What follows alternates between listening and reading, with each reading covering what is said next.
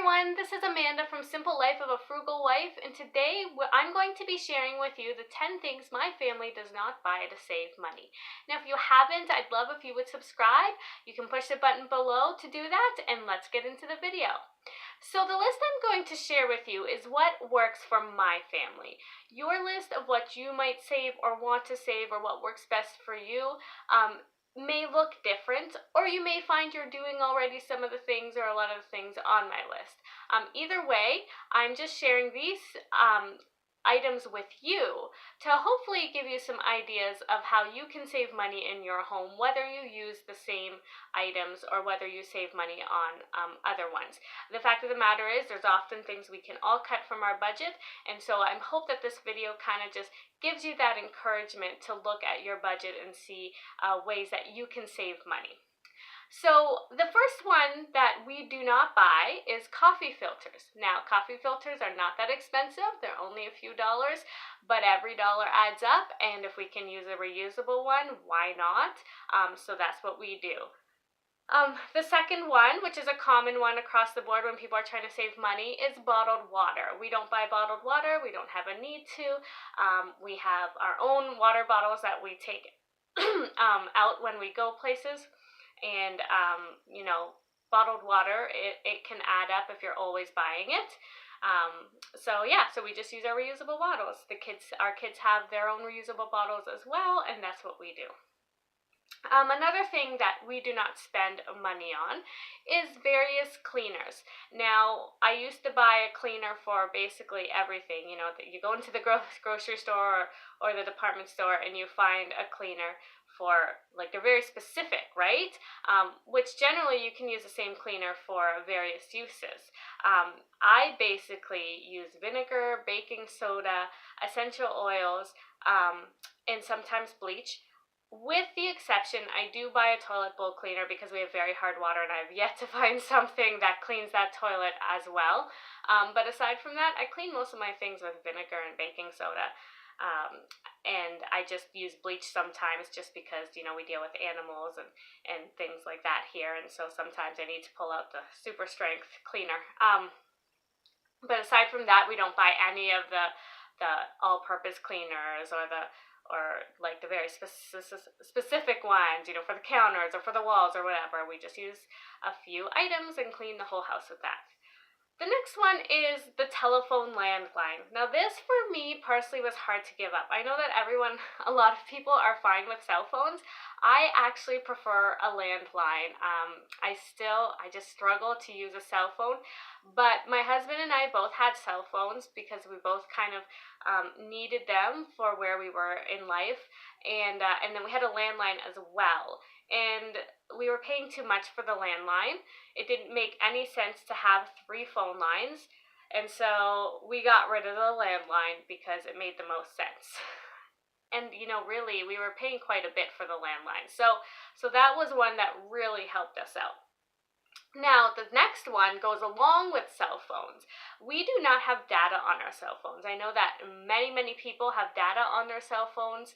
And sometimes for your job you need it, so I understand that, but generally a lot of us don't really need it. And the truth of the matter is that there is Wi-Fi in so many places now that if you need an internet connection when you're out and about, more than likely you can find one very easily. So both my husband and I, we do not have data on our phones, and we save huge for that. Now, they have done it in a way, the phone companies here, at least in Canada. I don't know if the US is any different, but where we do have to pay a small fee not to have data, but it's like $5. So $5 compared to how much money you would pay for data is a heck of a lot better. So no data on our cell phones. The next one is laundry detergent. I make my own. I have a recipe on the blog. It's very simple. It's literally like 5 cents a load or something to do this, and so I've used it for years. I will link the recipe below in the comment section or in the description so that you can go to that post if you want the recipe yourself. But it's very simple to make and super cheap. And the next thing that we do not buy is haircuts. Now, for the boys, I bought clippers a few years ago, and we just do their hair that way, which is very simple. For my daughter and I will be honest, we probably don't get trims as much as we should.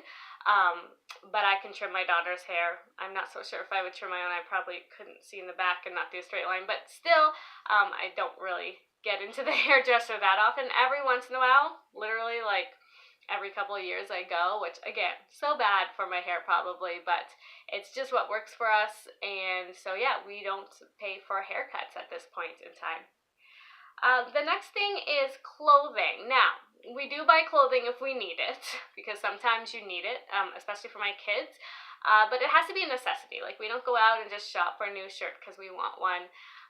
As much as I'd like to sometimes, we just only buy it on a necessity basis. And then when we do buy it, we buy it at the secondhand store most of the time. So clothing, we save quite a bit of money that way. The next thing is cable or satellite. We have not had cable or satellite basically our whole marriage. My husband and I both didn't have it growing up either, so it wasn't a huge loss. We didn't feel like we were missing something. But now with the internet, like, we have Netflix because it's a heck of a lot cheaper, and so the kids and us, we can watch shows if we want, and we don't feel, deprived of missing TV really. Either one of us don't notice that we don't have cable or satellite. My husband actually sometimes watches the hockey games. He can catch them online, I think mostly during the Stanley Cup. So that's what we do, and that's what works for us to kind of get some TV in, but without paying the amount of money for cable and satellite. And actually with that, we actually don't have an actual TV. We watch TV on our computers.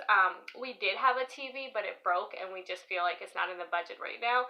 And when we can watch it on the computer, we're completely fine with that. I know some people struggle with the smaller screen, but it works for us. At some point, we will replace our TV, but we haven't had one for a couple years now, and it's been fine. So the last thing that we do not buy is, which is a common one probably across the board again when you're cutting costs, is we don't buy drive-through coffee on a regular basis. Once in a while we go treat ourselves, but for the most part we make our coffee at home. My husband actually is really, really good about that. And so he'll make it every morning, and it's ready for me when I get up, because he gets up a little before me. I will say, we are I joke that we're food snobs. We like good coffee, so we do buy the whole coffee beans and grind it ourselves. So if we really, really wanted to save in that department, we could get ground coffee and cheaper coffee. But I figure since we're not going through the drive-through, and since we're saving on other areas, that I'm okay with us spending a little more money on good quality coffee, because everyone needs a good cup of coffee in the morning, right? So that is 10 things that we do not buy to save money in our house. There are more, but that's, the main 10, I would say.